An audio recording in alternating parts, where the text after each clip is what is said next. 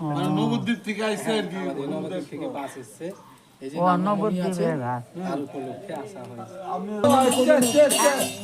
আমরা গিয়েছি তো, আমরা ভ্রমণ করে আইছি তো। এখানে গৌর ছুঁয়ে আসি। হ্যাঁ হ্যাঁ হ্যাঁ।